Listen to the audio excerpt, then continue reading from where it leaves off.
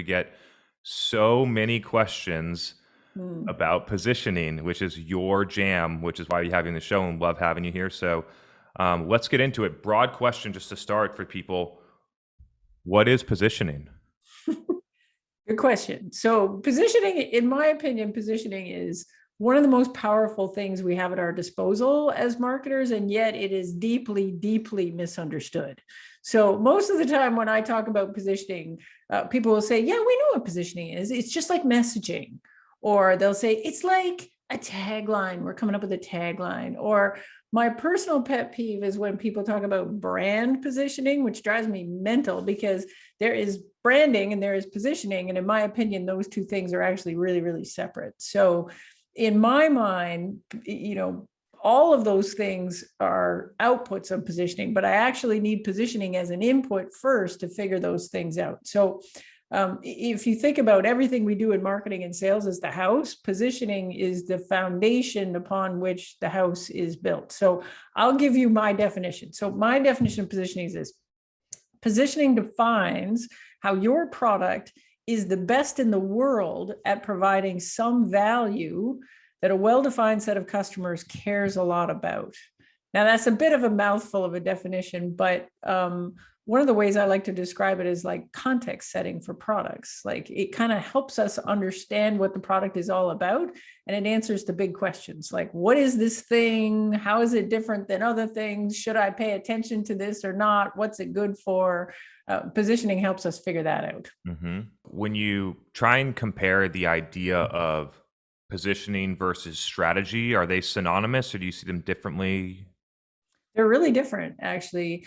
But I like this question because I end up having a lot of conversations with my clients about this. And there's really kind of three things that interrelate. So we've got the vision, which is kind of like where we think the product or the company is going to be in the long term. And that's usually what you're selling to investors, right? So the vision is this all singing, all dancing thing. 10 years from now, we're going to disrupt this whole market. And here's this great thing we can do. And this is what the investors want to hear. Like, where are you going to be when you grow up?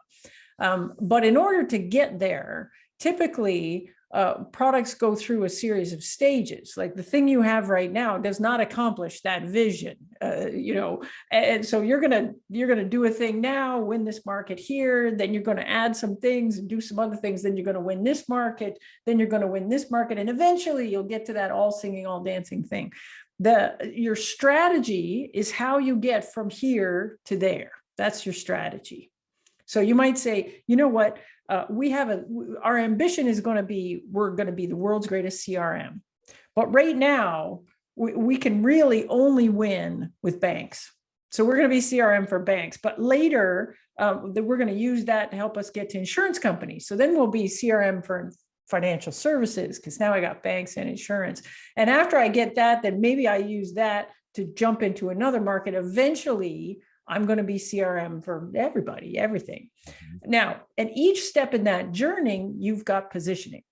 So positioning is you doing the best possible job of telling the story about why your product is different and better than others for the particular market that you're addressing right now. So great positioning is all about optimizing what we're doing in marketing and sales today. And that positioning is not carved in stone, because typically you're going to go through a series of steps between where you are now and where you want to be in the future as you're heading out towards your vision. And for each of those steps, you'll have a positioning that maps to, the best possible way to sell that stuff that you have in the moment. Yeah, and as you've been talking, I've heard a couple of things. I heard well-defined set of customers. I heard banks, then financial service, or insurance, then equals financial services. And right. So when I look at this and sort of, if we broaden the scope of positioning, sort of what are the inputs? It sounds like is segmentation and targeting, right? Yeah, I actually think segmentation is a critical piece of positioning. Like if we think about positioning in totality, it is comprised of 5 component pieces. So the first one is competitive alternatives. Like, we can't position ourselves until we understand what we're positioning against. So if we didn't exist, what would customers do? These are the alternatives.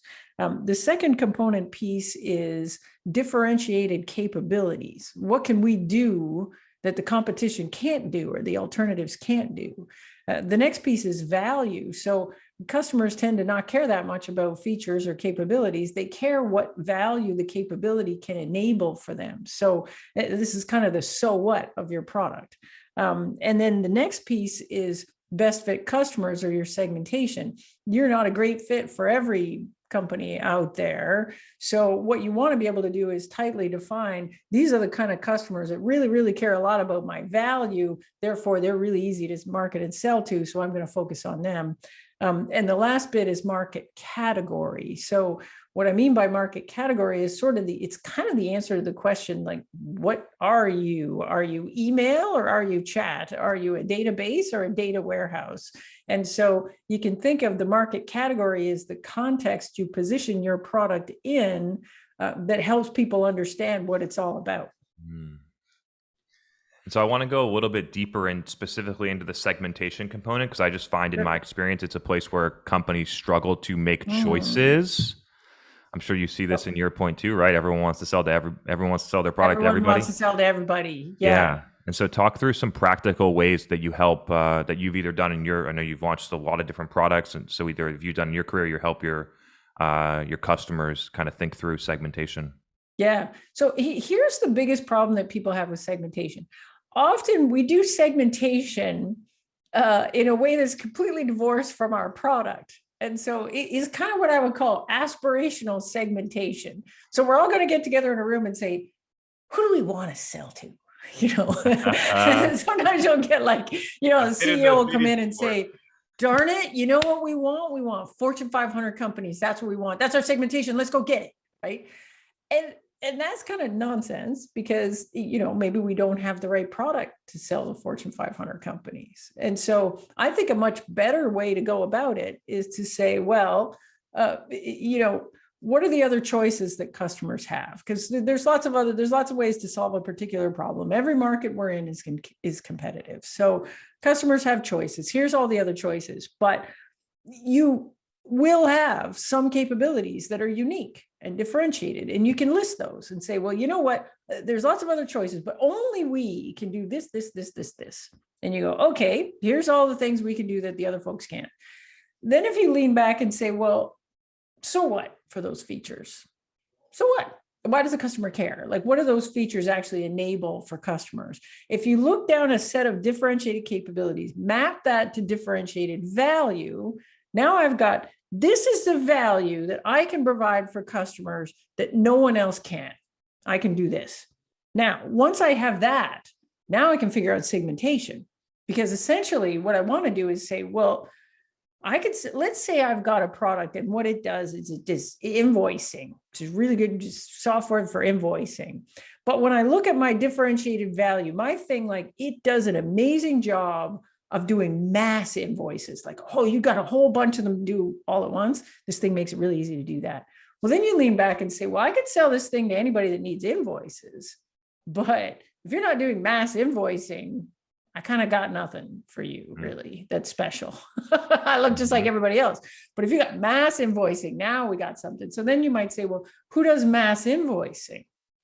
Well, maybe I've got, a lot of suppliers, or I've got a lot of customers, or maybe I've got, loads and loads of temporary workers. I can back up and say, what are the characteristics of a customer that make them really care a lot about this unique value I can deliver that no one else can? So if you think about it that way, then you're going to end up something that is very targeted and very specifically, like a segmentation that is very specific to your product, that says, you know what, we can sell to everyone, but if they meet these 3-4 criteria, they'd be nuts not to buy us. We're the only one that can satisfy what they want to do. And we're always going to win in there. Even if it's competitive, we're always going to beat the other guys because we got this set of things that they don't have. Mm-hmm. So really good segmentation gets into that. It isn't, so there's two things about it. One, it's rooted in your differentiated value. And two, it's specific enough that it's actionable. Meaning, if I've got this set of criteria, if I had to, I could go make a list. If I'm in marketing, I could figure out, where do companies like that hang out? What do they read? What do they consume? What influencers do they care about? And I can actually go target them. So really good segmentation, one, is really specific on what makes a good fit customer. And two, it's actionable enough that marketing and sales can then use it to narrow down who it is they want to focus on, which is the whole point of having the segmentation in the first place. Mm-hmm. I considered that process identifying where you have the unfair competitive advantage to win. Exactly. Where you go in there and, well, it's pretty obvious you just have an unfair competitive advantage. Another thing that no one can touch you in there, right? Exactly. Like no one can touch you in there. And it requires niching down to a place where your TAM that you're going to report right now might be a little smaller. But the key, another thing that I wanted to point out there, is the segmentation is only for the product as it stands right now. Correct. And as you go and as you continue to build capabilities, right, as you continue to build things like that, that the segmentation evolves and can change. And this is where you get the process of companies that do a good job marching up market, because they don't That's just exactly sit in the boardroom, just raise Series A. Okay, now we're going to go out and sell to Geico and Salesforce and HubSpot and all these enterprise companies. It's that they figure out the market that they're best equipped to win right now. They start winning that. They get cash flow going. They grow. They build capabilities. They invest back in the product. They get market feedback, and you move, right? I think some companies try to just take the big jump, and it usually doesn't work that way. And then this is a really important thing to understand. Your positioning is not carved in stone. We don't just set it and forget it. Right? It's the best possible positioning for the product we have right now in the market environment we have right now. We fast forward 2 years from now, your product has changed, but not just that, the whole market has changed. You've got competitors coming in and out of the market, and your positioning 2 years from now is very likely to be different in response to that. Mm-hmm. What would you say for the people that think that once you've kind of set a positioning that you create a space in the consumer's mind that you can't change? I'll give you an example here. Yeah. And I don't necessarily believe this, but it's a good example, is that I think that a lot of people still see HubSpot as the small business CRM, the SMB type of like market automation CRM. We got a big complicated thing. We got to go out and use Marketo and Salesforce. What would you say and HubSpot's product has evolved a lot over the past 5 or 6 years to a place where they have a lot of capabilities. But I think the market still sees them in some way that way. So I'd love to hear your thoughts on that particular example. Well, okay, and this is probably pretty harsh for HubSpot, but I'll tell you, that's still the place where they win. Mm-hmm. And I think the market sees them that way because they do not have a compelling differentiator against Marketo and Eloqua when it comes to the bigger accounts. Mm-hmm. So it's hard to evolve your positioning when there's got to be some facts here. Like we need differentiated value. Can they actually win in that bigger market? Mm-hmm. And then they're going to have to articulate that. I'll give you a couple of things. So one is when the companies are very big, and you've become a fairly established leader in the segment that you're in. It does become, to a certain extent, hard for you to hard pivot into another segment because people sort of identify you with the thing. But what you can do, and I think HubSpot has done this fairly successfully up to a point, what you can do is expand the borders of the market that people see you as the leader in. So, Qualtrics, a great example of this, right? We're survey software. Okay, now we're the leaders in survey software, and now we're trying to expand the borders of that. And we come up with a new name for it. I forget what they call it. Experience management. That's right, that thing. And all that is giving us a way to think a bit more broadly about where could surveys be used, where could surveys be applied. It's not just surveys the way you traditionally think, so I'm stretching the borders of that market. If I think about HubSpot as an example, and again, I don't work in there, so I don't know if this is true, but I remember them at the beginning. They were a set of disjoint little on-site tools that we all thought of as separate things. They kind of wrap that all together and conceptually as, inbound marketing. So, and now I've got a platform for inbound marketing, and they did a great job selling that. And who needed that stuff? Well, the smaller businesses, right? At the same time, we had these we had Eloquent Marketo duking it out for marketing automation.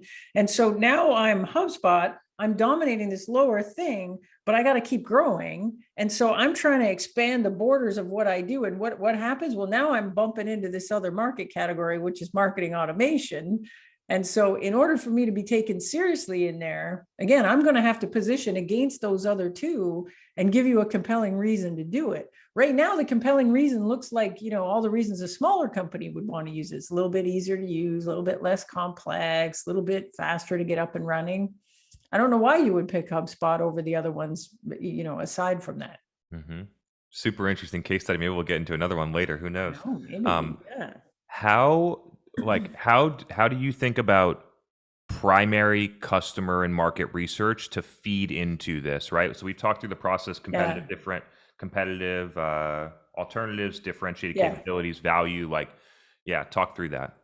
So there's a few things. So back when I was a VP marketing, like before I was a consultant, if I was a brand new VP marketing sitting around, I'd be like, okay, we're going to have to launch a bunch of new demand gen stuff, but I want to make sure that positioning is good before we go do that, because otherwise I'm just pouring leads into a leaky bucket. So let's figure that out. And so a couple of things I would do. So first of all, I would sit on sales calls.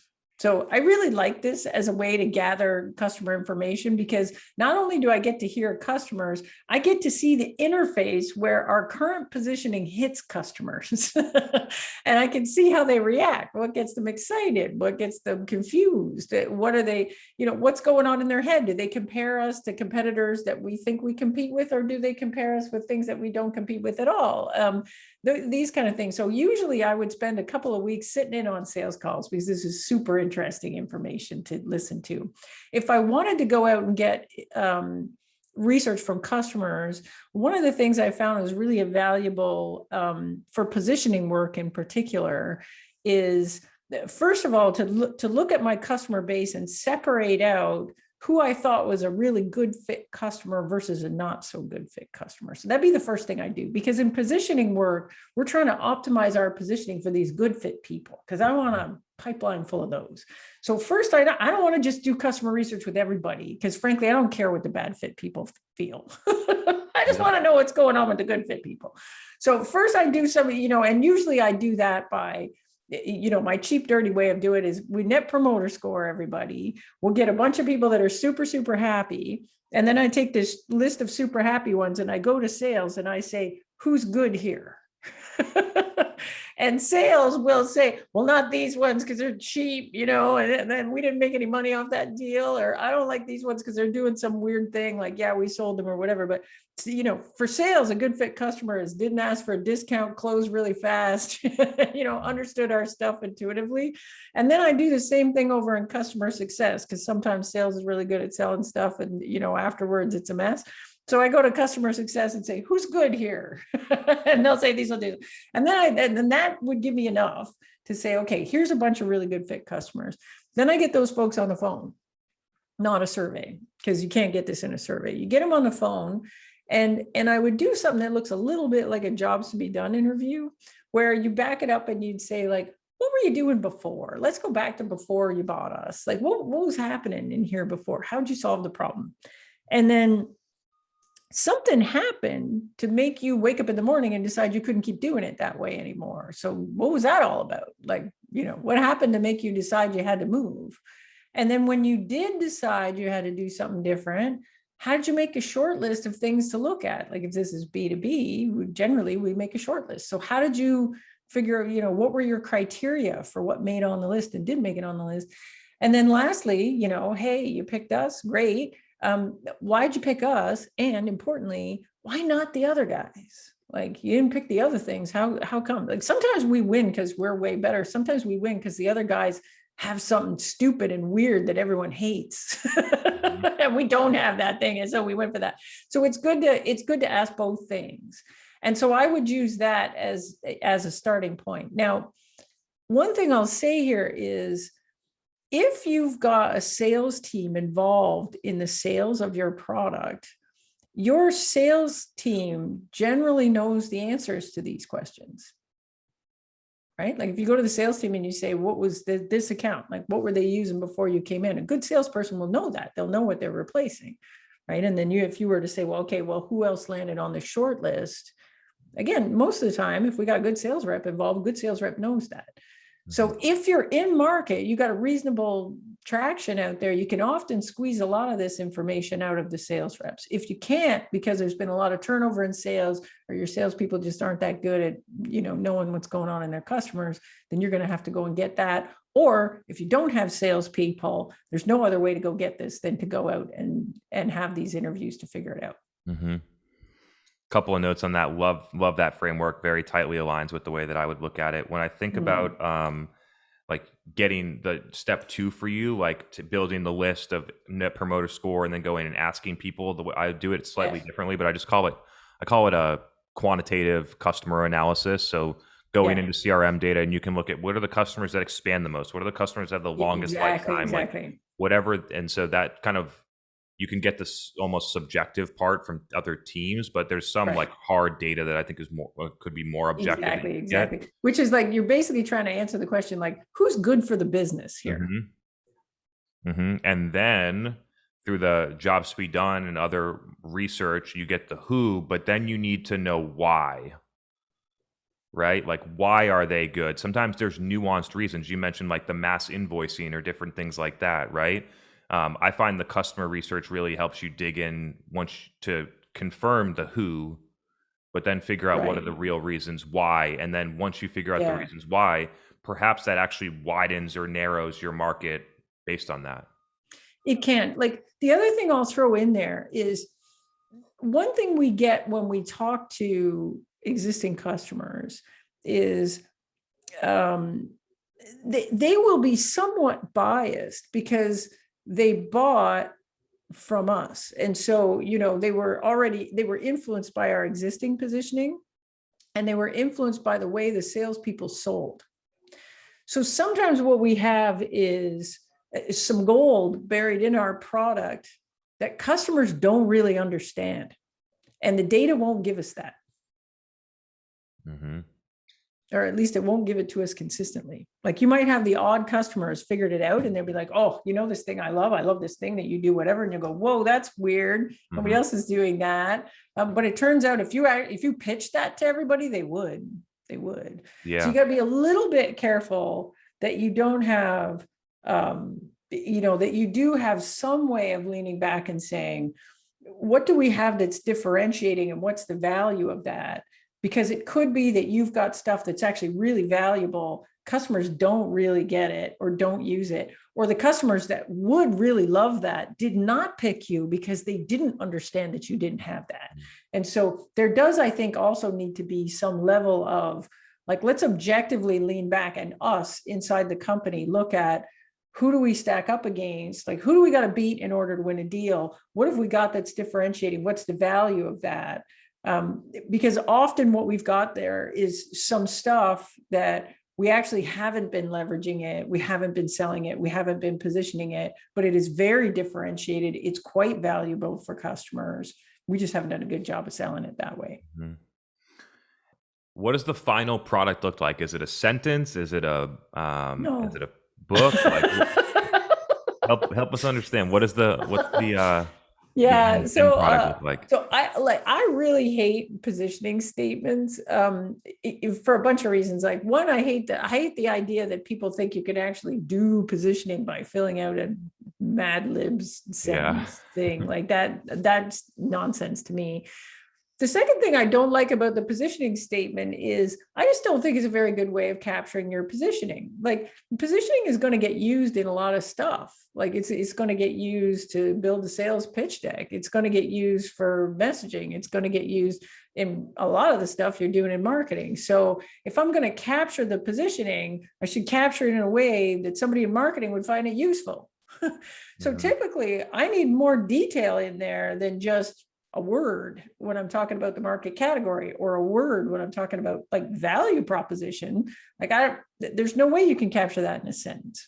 So in the work that I do with clients, we build a document, a positioning document. The positioning document has the 5 component pieces, it has details around, what we mean in each of those component pieces: competitive alternatives, differentiated features, value, the best fit customers in the market category, and also a little bit of the flavor of the discussion. Like, how did we get there, right? Were there things that we discounted or didn't discount? Were there assumptions baked into that? Just so that if I'm a marketer and I'm like, okay, I know we compete with Eloqua, but I don't compete with all of Eloqua. I compete with them in this way, with these kind of customers, with this thing. And so there's a bit more nuance there. So I actually like putting it in a document. That's my favorite way to do it. Some people want to summarize it somehow so that they can share an easy summary of it with the organization. And even then, I wouldn't summarize it down to a statement. I would actually summarize it down to a canvas, right? That says, at least I've got enough space to at least put more than one word. I can at least have 3 bullet points or something, but I could summarize it down to a canvas that captures those 5 components. Mm-hmm. What are some of the companies that are doing this really well in your mind? I get asked this question a lot. Here's the thing about positioning. It's really hard for you to look at a company's positioning and assess whether it's good or not, because you're not the buyer. And really good positioning really resonates with the target buyer and the situation that buyer is in.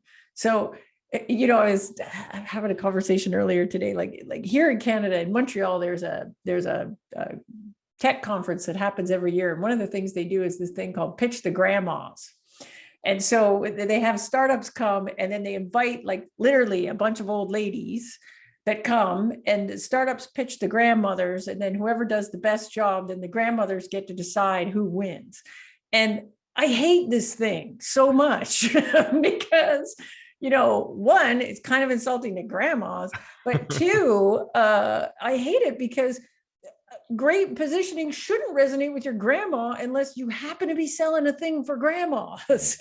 Like if I'm Snowflake and I'm selling cloud data warehouse software, do I want a grandmother to be able to understand that? No, I literally don't give a shit whether a grandmother can understand this or not. I'm selling a very technical thing to a very technical buyer. And the only good judge of whether that's good is it clear and resonating with that buyer? So unless you're an expert in the space, or you happen to be a buyer in the space, you would land on Snowflake's website, which, I've spent a lot of time in the data market, and I think their positioning is chef's kiss, so good. But you wouldn't know, like if you don't know anything about cloud data warehousing, or, their new positioning is all around this concept of a data cloud, which is bigger than just warehousing. And I also think it's great. But you wouldn't know, like if you weren't in that space, you don't know who they're differentiating against. You don't know what they're doing. Like you'd land at that thing and go, what the heck is a data cloud, man? Like you wouldn't know. So I think there's a danger. This is why a lot of people get into bad trouble with trying to have their agency do positioning, frankly, because they'll go to an agency that isn't a specialist in their market. And in fact, the agency does B2B, B2C, all kinds of stuff. And then they'll go to their agency and say, help us with this positioning. And the agency will say, look, we got to get this so that your grandmother can understand it. And that's just wrong. That's just wrong. Like you've got to really get a lot of people listening have had this happen before, like have in an earlier way. You see it all the time. And then what the agency comes up with is nonsense. They've taken everything that's good and differentiating it and just eliminated it. Until you've got this thing where it's just like, we help you save money. Well, my dude, everyone can help you save money. Everybody's helping you make money. Like that's what we do in B2B. We only got 2 things: making money and saving money. That's it. Like you're going to have to differentiate more than that. I love that. Making money and saving money. That's all we got. Like I used to have a boss that used to say that we only have 2 levers, April. We're either helping to make money or helping to save money, but we can't say either one because that's all we've got, all of us. So we got to get more specific than that. Otherwise we sound like everybody else selling software to businesses. This has been awesome. If you've listened to the State of Demand Gen podcast before, you'll know what's coming next. If you haven't, I won't be offended. God. But if you want to take the conversation in any direction, you can pass a question back to me now if you'd like. Oh, me? I get to ask you a question? Yeah. So for your business, like, have you guys struggled with positioning? And if so, what was the hardest thing? I th- I feel like I think a lot like a strategist, and so positioning comes natural to me, especially from a differentiated value perspective and a segmentation Right, perspective. And so really right. narrowing in on exact, like, I think segmentation is a huge one and a miss. And so within 6 months, it was like, we're going after this specific type of B2B software company, which took our, like, the market availability from any type of any company, millions of accounts, to like Right. some like less than 10,000, which then allowed us to start working through Yeah. positioning. It's not something that I would say that we've struggled with, but it's evolving quickly as a fast growing smaller Yeah. company, right? Like our positioning from even just 6 months ago, where we are revising. So we go through a segmentation, re-messaging, repositioning, repricing, and packaging about every 6 months right now. That's exactly the cadence I recommend with my clients. Every Oh six yeah. months, you got to go back and revisit it. But it doesn't always have to change, but you should go back and revisit it every 6 months and see, does it need to change? Like, has Hmm. anything changed here that requires a change? And then we have a very fluid web property where Mm. typically the homepage is the deliverable out of that exercise, and we'll go through and do Yeah. a new homepage with new messaging.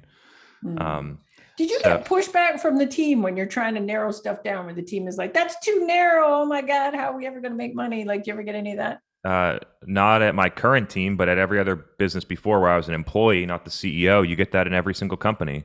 You go Yeah. from taking a whole market and being like, but there's this sub segment that's 20% of the market where we actually win, where 94% Right. of our customers come from, Right. where nobody else can solve this problem. But then they're like, but it's only 20% of the market. What are we going to do? And then they go and try and sell the other 60% that doesn't have the problem, that doesn't find value in it, that doesn't Right. buy. So I, Yeah, and and all that segment does is waste your resources, right? Waste your marketing money, waste your Mhm. sales time, waste your sales resources, and you're just a little company. Like, it's not like you're sitting there with unlimited salespeople and unlimited marketing budget. Like, we got to go fish in the pond where we're going to catch some fish. So in my experience, I think that I don't think that a lot of people think like you and I do, in terms of that there's Mm, a huge value in being narrow, yeah, growing, and then as you grow, broadening the market, like you mentioned. I thought that's that was right. super smart. But a lot of people don't think like that. I don't know exactly where it's driven, if it's just like lack of strategy, lack of seeing that work, or perhaps that it actually it could be not beneficial from a fundraising perspective, is one of my current hypotheses. Well, I do think that VCs look at this very differently. One of the mistakes that I see in the companies I work with is they think that their customer positioning and their VC positioning needs to be the same. And in fact, these are two completely different animals, right? Like, Mhm. when I'm pitching the company to an investor, I'm talking about this all singing, all dancing, amazing thing I'm going to be 10 years from now. And there's disruption in the market. There's going to be fire and devastation, and only thing standing 10 years from now is me and my shit. Like, that's what your VC pitch needs to look like. Like, you admit no competitors. You're really focused on the disruption in the market, and a lot of them don't really care your plan to get there, as long as you got a really crisp vision of where you're going to get there. But then I can't sell that to customers, right? Mhm. One, because I can't deliver it today, and two, because sometimes it's just scary for customers. Like, they're like, dude, right now I just have this little wee problem, and Yeah. you don't have to sell me all this stuff. And then three, typically a VC pitch, because it doesn't admit any competitors, that's just not the way we buy. Like, I'm coming to you, I'm like, look, I got a short list of these three things, like, tell me how you're better than that. Hmm. And you're like, fire, disruption, oh my God, no competitors at all. And you're like, bullshit, you have Yeah. competitors, there's two on my list right here, man. Hmm. Yeah. Like, So it's an interesting takeaway to, yeah, especially for early stage founders that might be listening to this podcast, to think yeah. that the way that you go out and segment customers, and the way that you narrow that in, doesn't need to be necessarily the TAM that you report to investors. Or if it's Absolutely different, not. think about the strategy of how you get from here to there. So if you get a question, you can say, we started at banks, then we go to insurance, then we're in financial Exactly. services, then we expand here. Right, right. And show so that. all I'm selling them, the investors, I'm selling them on the end state. They're generally not that worried about all the steps you're going through to get there. They just want to know what the end state looks like and how amazing is that. And then, oh, that's massive. It's giant. Mhm. Amazing. But the number one, I give this advice a lot, and I just will love your advice or your thoughts on it as we close out. But I think that the most valuable thing that a lot of companies that are listening to this podcast could do is sit down and say, these are the places that we're not going to go after. Right. Yeah, super agree with that. And And when it's you strip, hard, right? It feels hard. Like inside Mhm. the company, people are just, there's kind of this like feeling like, well, if I don't, like, the more people I target, the more people I get, right? It just doesn't work like that. Like Yeah. you're actually only going to win over here. And so by identifying all the things that you're like, we're just not going to go chase these. I'm not going to spend any marketing money trying to get them. I don't want any salespeople outbounding to these people. And if they come inbound, we'll talk to them, but we're trying to disqualify them because they're likely going to disqualify themselves. So let's do that early instead of spending all our time and energy and effort on them because we know they're going to drop out later and we can't actually win this deal. And let's focus on deals we think we can win. And then if you went through that exercise and you said no to all those people, then you could tighten your messaging so that it works better for those So people. much so. And then it flows further than that to me, right? Then you got sales cadences, but then it's actually the product roadmap can get defined by right. re-segmenting. So that's why I think about it like a company strategy almost. Like segmentation, I Yeah. think is a huge part of company strategy because it impacts all those different functions. Yeah. I love Yeah. this stuff, April. It was great to have you on here. You got me fired. You got me fired up. I love this. Well, thanks so much for having me. This was fun. It was great to have you, and hope we can do it again soon. Thank you.